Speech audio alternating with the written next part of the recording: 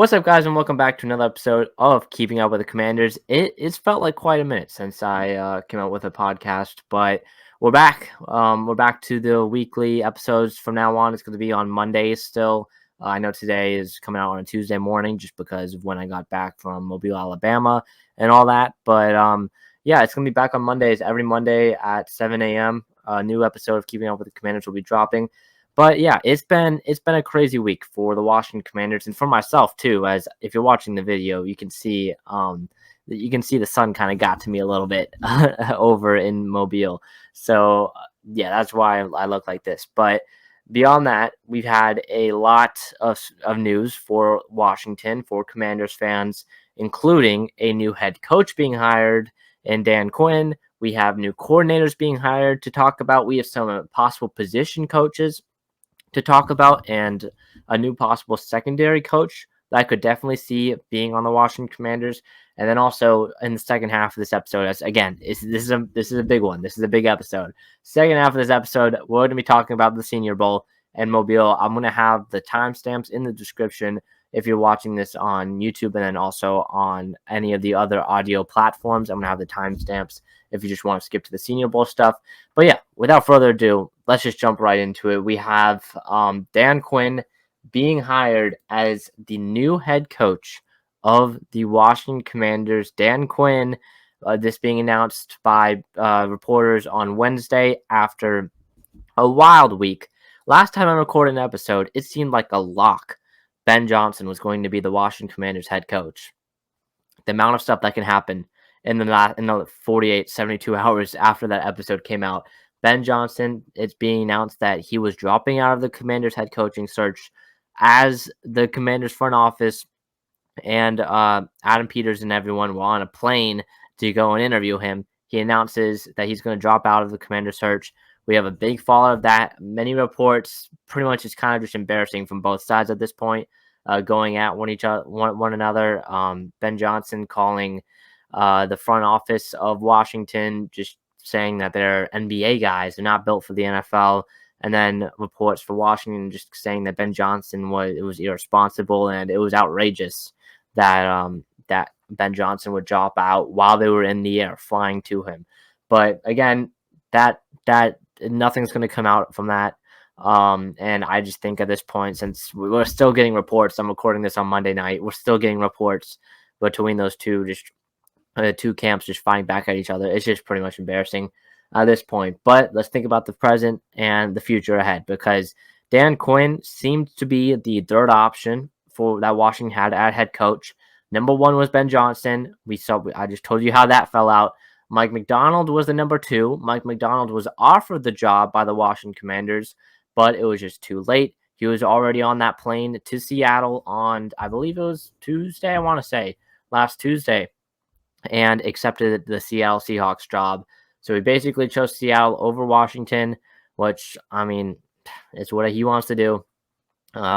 Me personally, I think Washington would be the better spot with just the amount of stuff that we have this offseason, the most cap space, second pick, all that. But again, that's just what Mike Macdonald did, and you can't really blame him or anything. That's his decision and all that. But Washington, it was unfortunate for Adam Peters and Josh Harris, but now you land with your third option, and that third option is none other than Dallas Cowboys defensive coordinator Dan Quinn. So the Dan Quinn era has begun in Washington. I just listened to the introductory press conference earlier today. It was held in Ashburn, and Dan Quinn, it lasted a record 57 minutes, a 57-minute introductory press conference for head coach Dan Quinn, which is, I believe, some of the reporters are saying it was a record for the Washington Commanders, which I wouldn't be surprised because I've never seen a press conference go that long. It almost took an entire period of my school day. So it was a very long press conference. And I mean, from what I've listened to, probably 45 minutes of it, because then after that I was kind of like, okay, the questions are starting to get a little bit repetitive or whatever, and kind of was like, whatever. But from the 45 minutes I listened to it, he sounds like the real deal, and you can really tell that the players are going to love him. Micah Parsons vouching for him over the weekend at the Pro Bowl, saying that he loved him and he really treated him as like an uncle. And then some of the other Cowboys as well, Cowboys players praising him, and some of his other players in Atlanta when he was the head coach for the Atlanta Falcons back in the 2010s, praising him as well.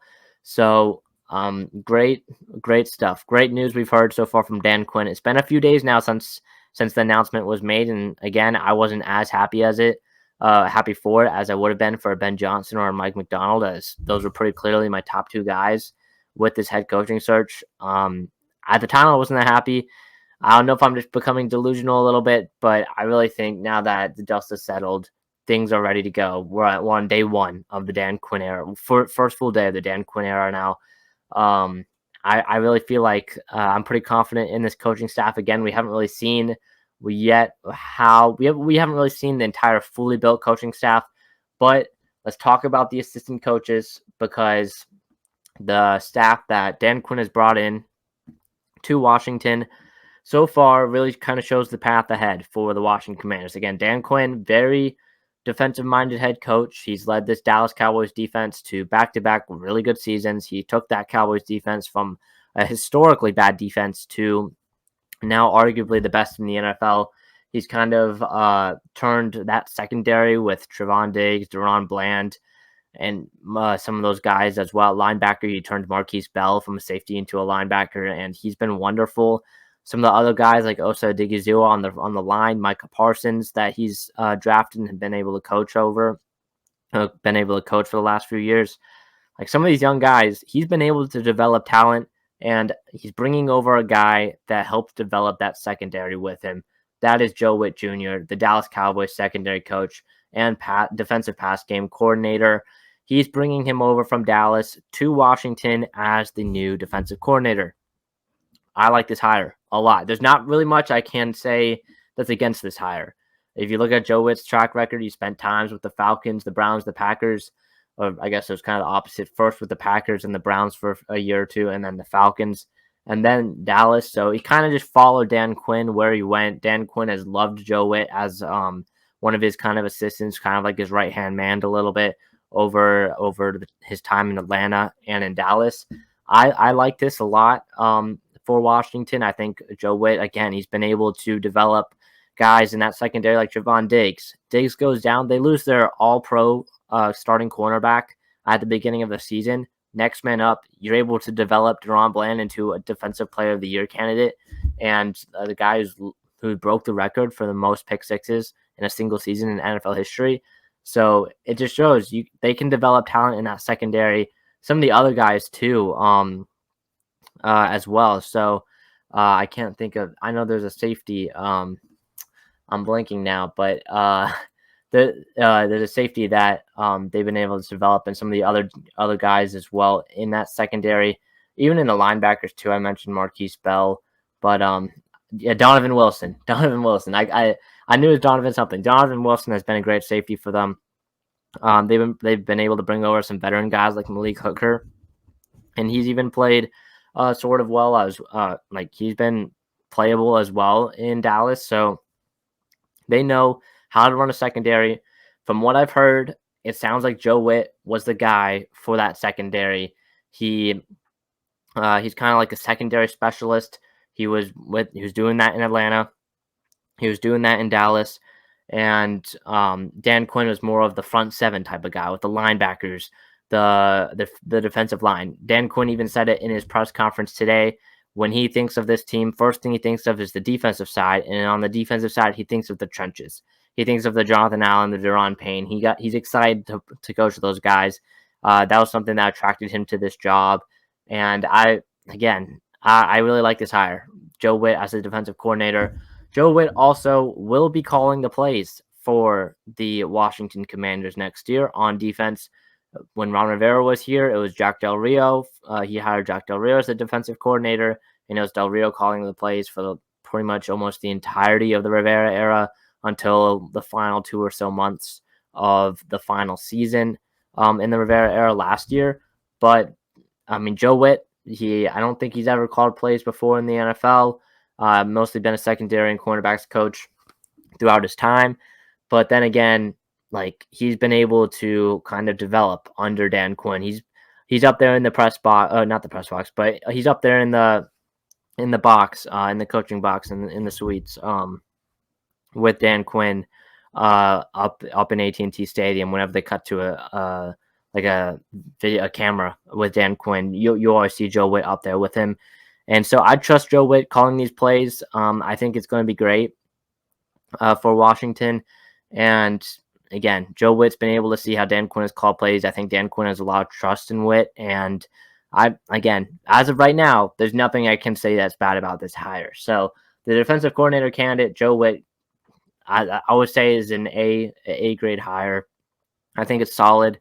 I know another guy, one of the other secondary coaches in Dallas, Al Harris, is another coach that was kind of is kind of like a young like a rising star in the coaching ranks. I know a lot of Washington fans wanted him.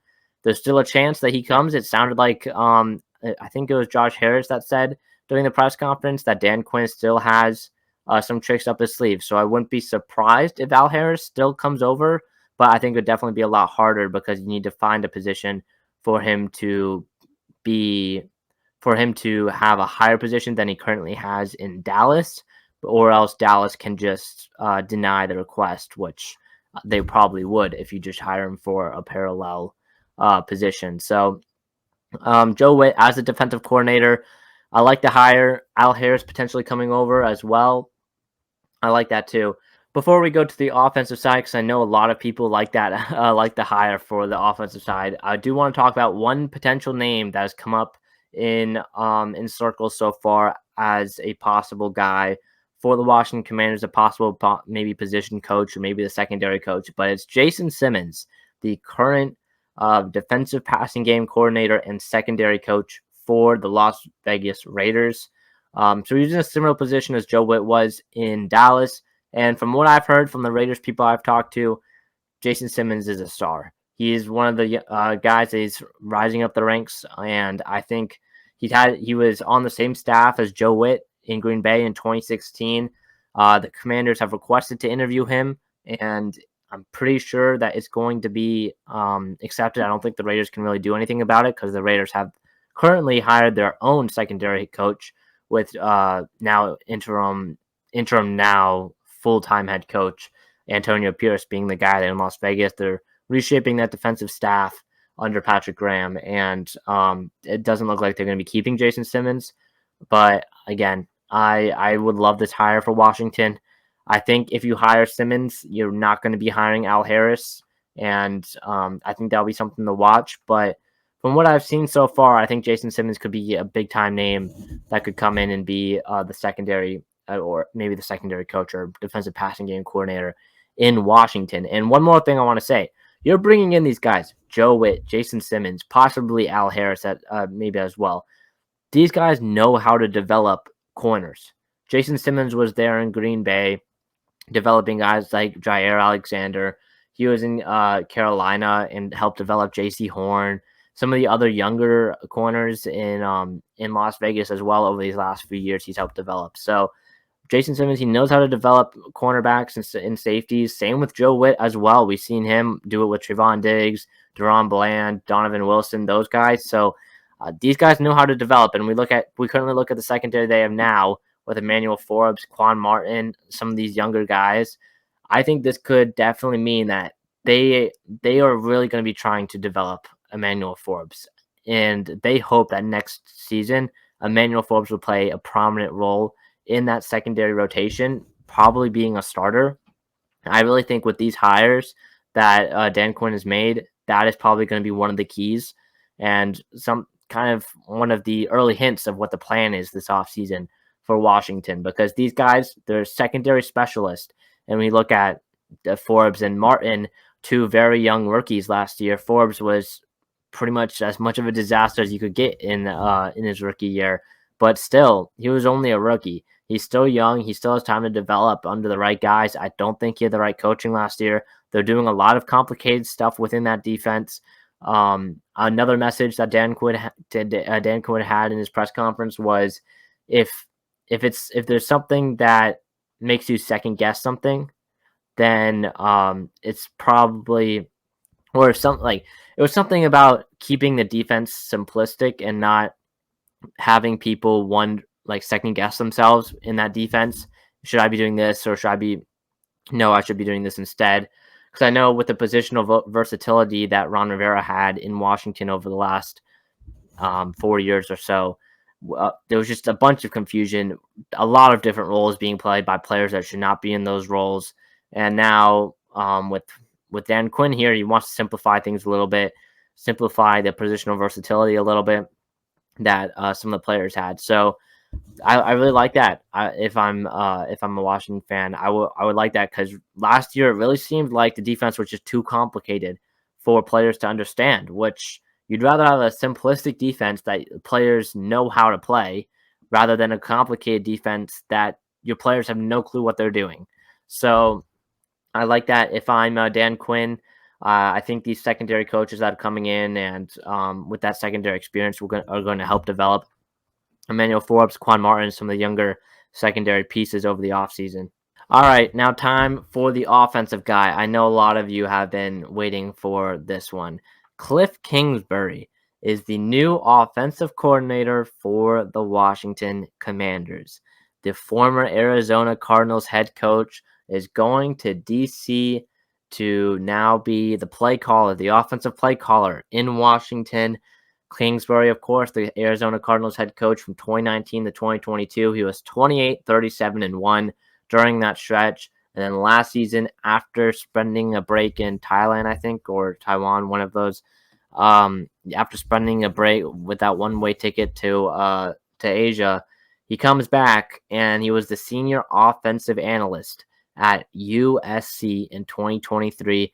Kliff Kingsbury knows how to work with talented quarterbacks. He knows how to develop talented quarterbacks. He's worked with guys like Patrick Mahomes when he was the head coach at Texas Tech. He worked with Kyler Murray in Arizona, and he also worked with none other than Caleb Williams last season at USC. So he loves these dual threat quarterbacks that can run. He has that experience with Caleb Williams, a guy that, again, is going to be one of the top draft picks in this coming draft, the quarterback out of USC, who's going to potentially be the franchise quarterback of either the Chicago Bears, the Washington Commanders, or maybe a surprise team. But the projected number one pick in the draft does have experience with Kliff Kingsbury at USC. So that could also be maybe a slight hint of what's to come. But I kind of wanted to talk more about the offense that we will see with Kliff Kingsbury, because last year with Eric Bieniemy's offense set up the run, get the run to get going early, which is just fine. It's fine. It's whatever. But then he just abandons the run once the run gets going. So that was the Eric Bieniemy offense. Who, by the way, Eric Bieniemy will not be back with the Washington Commanders in 2023 on Dan Quinn's staff. I didn't expect him to be. I know we interviewed him for the head coaching position. Okay, but I feel like it'd be bigger news if we didn't interview him for the head coaching position than if we did. So we interviewed him, but then again, like he wasn't coming back, guys. He was not coming back. After the year he had, I'm pretty sure he's going to go back to KC after they win the Super Bowl, or after they lose in the Super Bowl, whatever, in 1 week. But I expect him, to go back to Kansas City after this, or maybe take a year off, because this season was atrocious for Eric Bieniemy and kind of his stock as well within the league. Once a guy that was considered to be a possible future head coach. I know a lot of Washington fans thought that maybe after this year they were going to promote him the head coach, but it was a disaster. It was a disaster for this offense last season. You had Sam Howell throwing the ball 45, 50 times a game.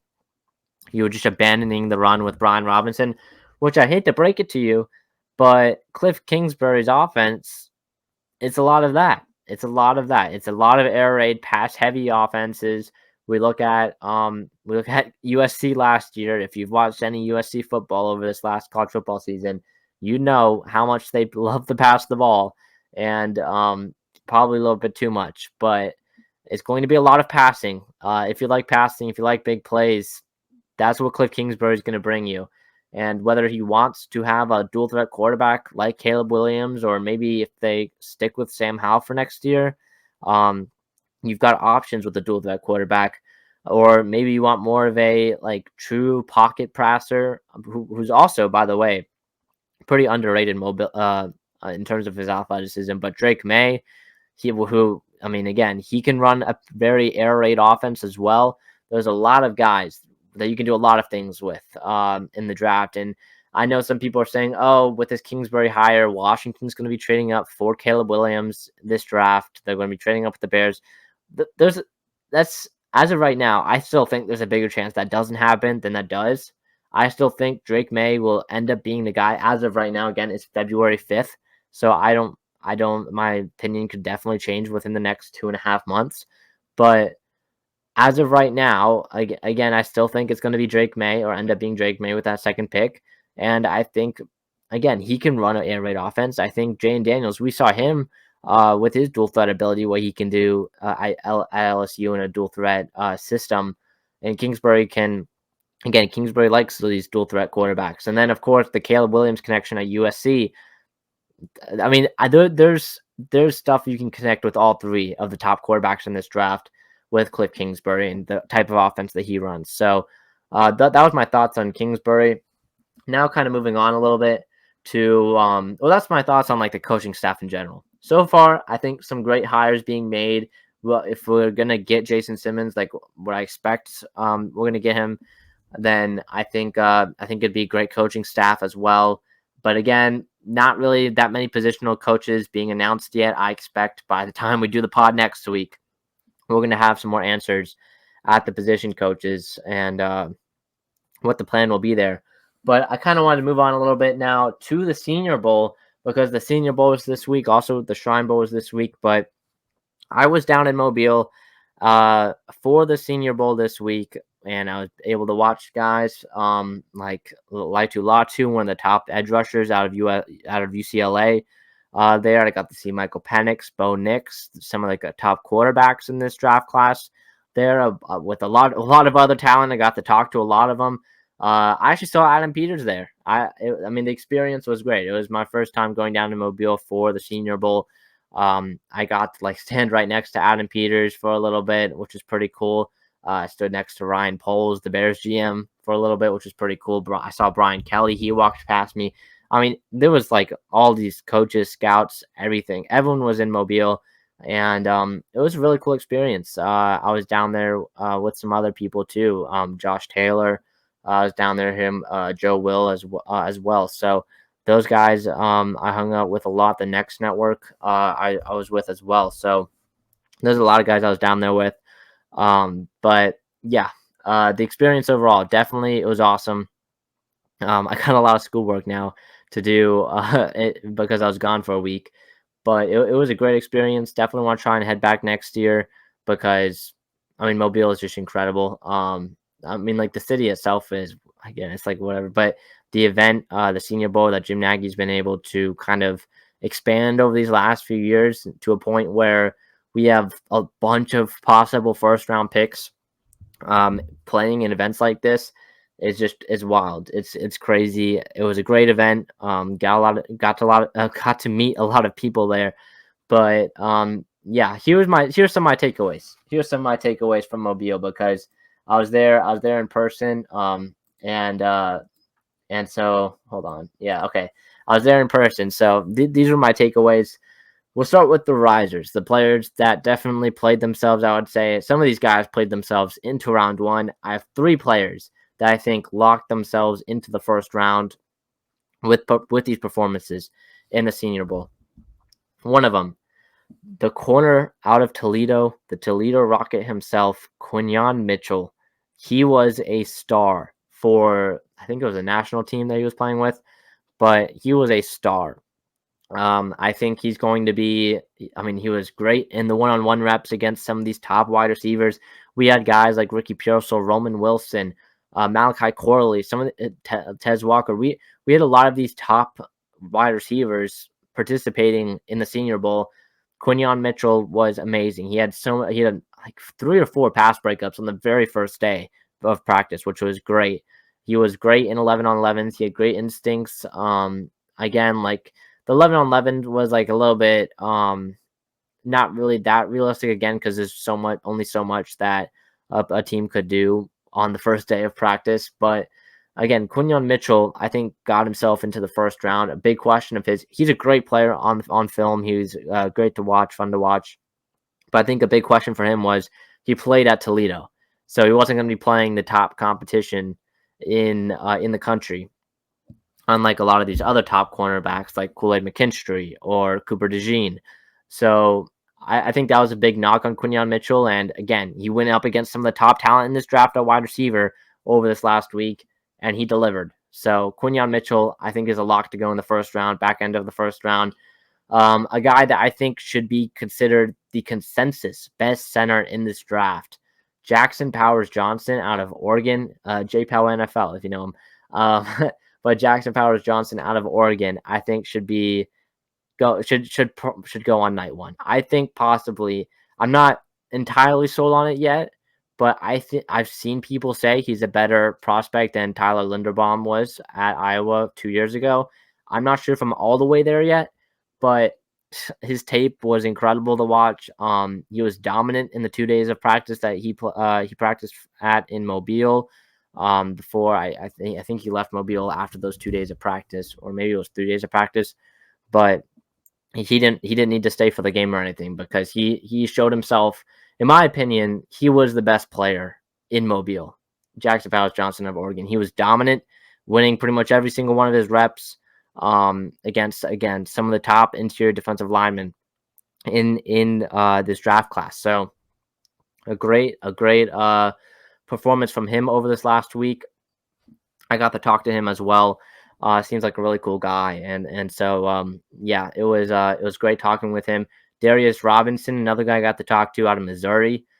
Again, he was named the player of the week because of how good he was. The edge rusher out of Missouri.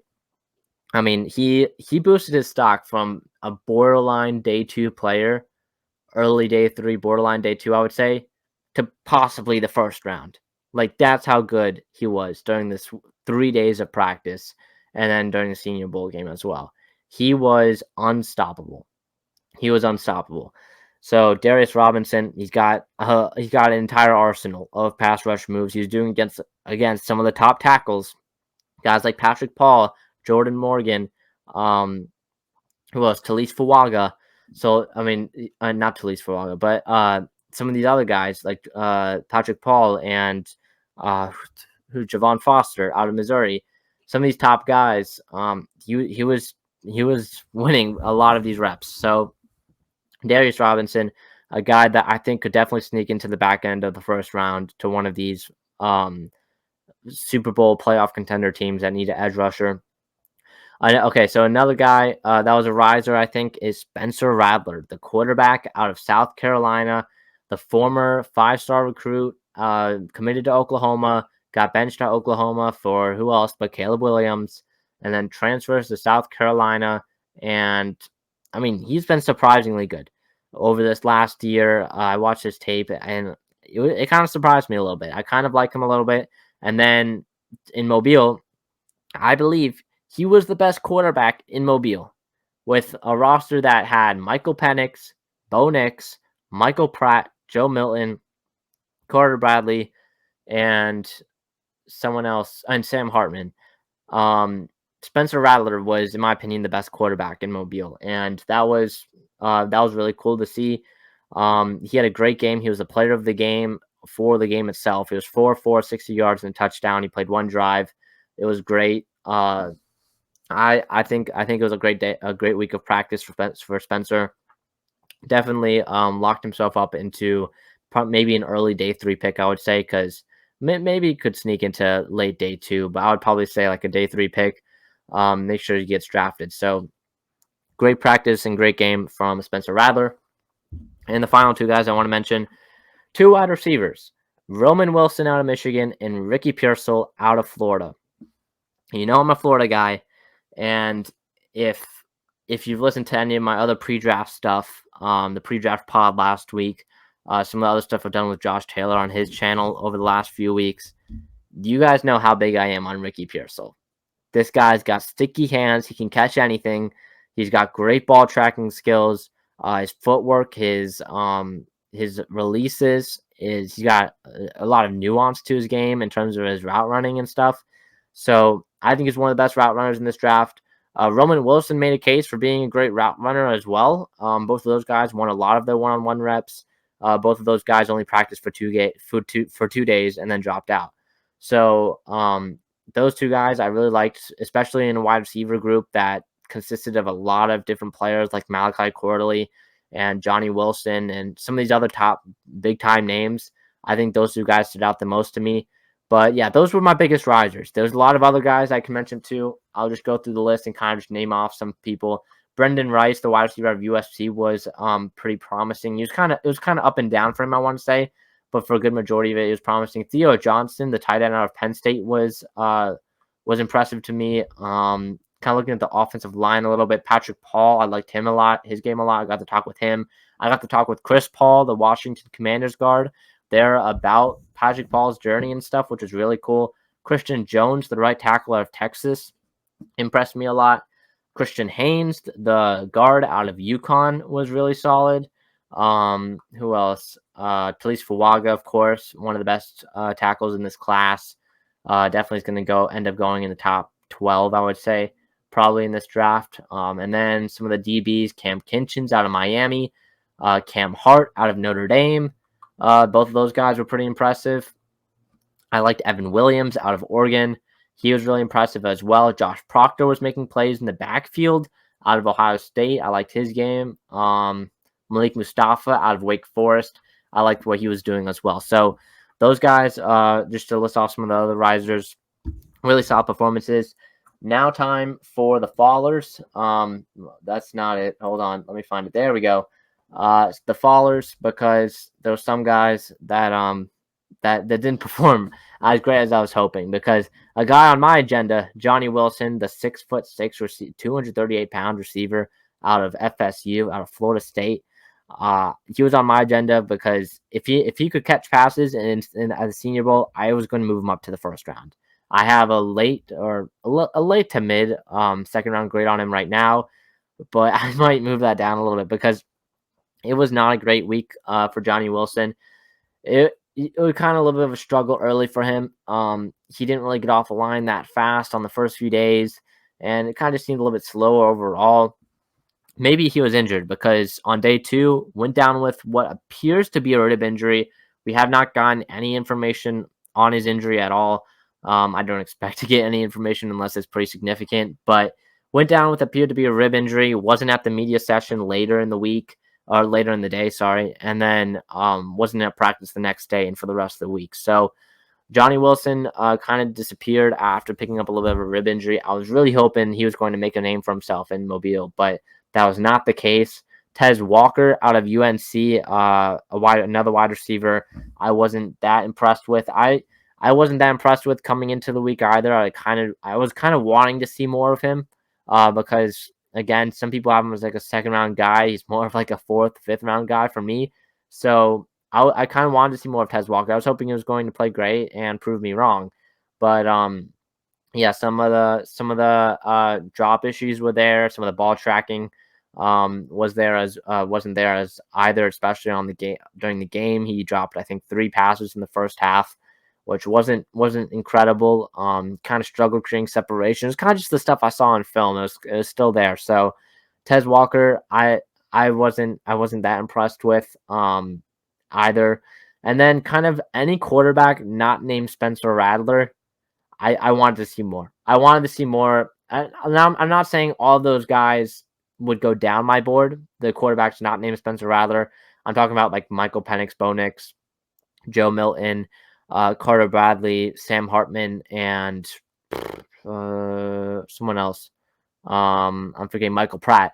But I just wanted to see more. I wanted to see more of Michael Penix. He didn't do anything to impress me. He didn't do anything to not impress me. It wasn't anything crazy for him. Bo Nix, and then Penix as well. He dropped out of the game itself, so not incredible for Michael Penix. Bo Nix The quarterback out of Oregon, I just wanted to see more of him. I didn't see that much of him, if really at all. I know he led a touchdown drive during the Senior Bowl game, but was really only in there for 2 drives, so it wasn't really that great. And the practices weren't incredible for Bo Nix. I felt like he kind of struggled as the week went on. Started to find his footing a little bit, but it wasn't great. Penix threw an interception during the practices. Really, only the the only true interception that happened during the practices. Penix threw it, and then Penix drops out of the game, so of the Senior Bowl game. So, not sure really what happened there. Michael Pratt wasn't impressive. I really wanted more of Michael Pratt. Joe Milton threw 2 picks during the Senior Bowl game, and then Carter Bradley.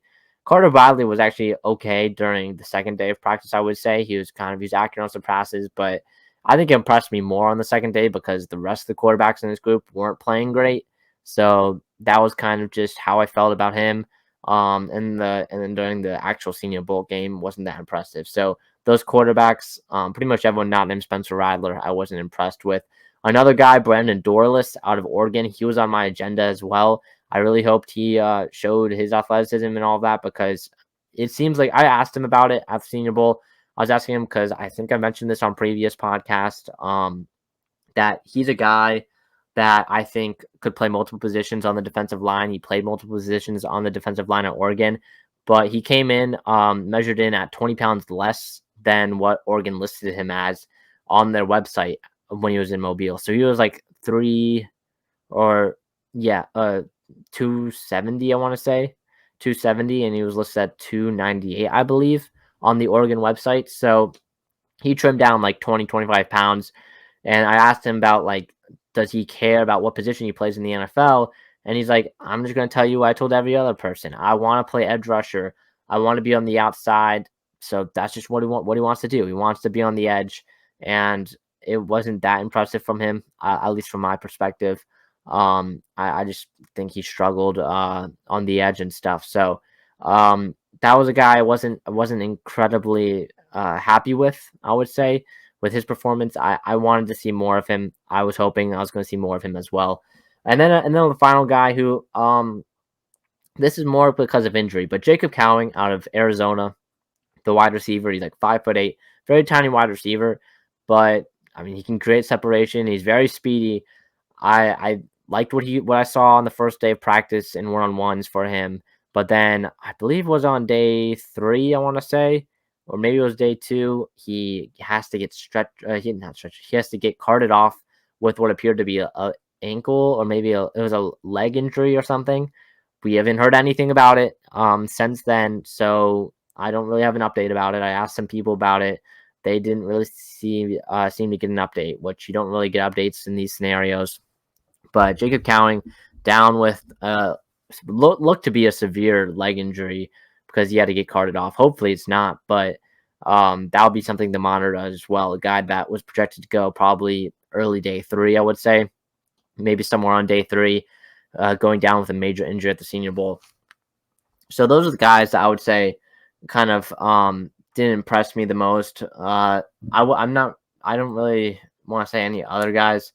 Those were kind of just the main ones. Some of the top talent that I was expecting to be there, I talked about in the preview. Troy Falconew out of Washington didn't show up. Tommy Eichenberg out of Ohio State wasn't there either. Who else? Some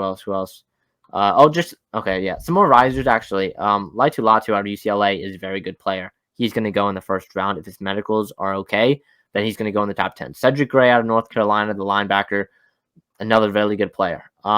So those guys, Marshawn Nealon, the defensive lineman out of Western Michigan, very great week from him as well. Probably put himself into the day 2 conversation. Michael Hall out of Ohio State and Braden Fisk out of Florida State. 2 more defensive linemen that definitely put themselves in the day 2 consideration. So those were some of the guys that stood out to me. Devondre Sweat out of Texas, another defensive lineman. He is massive. I could see him going in round 1. I think he ends up going early and on day 2. Another defensive lineman. But and then Austin Booker, the edge rusher out of Kansas, impressed me a lot too. So Those are kind of more of the defensive linemen. Man, I could list a lot. Adisa Isaac out of Penn State was awesome. But yeah, some of the fallers, yeah, I don't really see any more that kind of stood out to me. Kalen Carson out of Wake Forest didn't show up. I was hoping that he was going to be there, but Mike Sanders still out of Michigan, the national champion. Mike Sanders still probably the best nickel corner in this draft. Wasn't there. Wasn't there unfortunately. So there was I was hoping that some of these guys were going to be there. They didn't show up.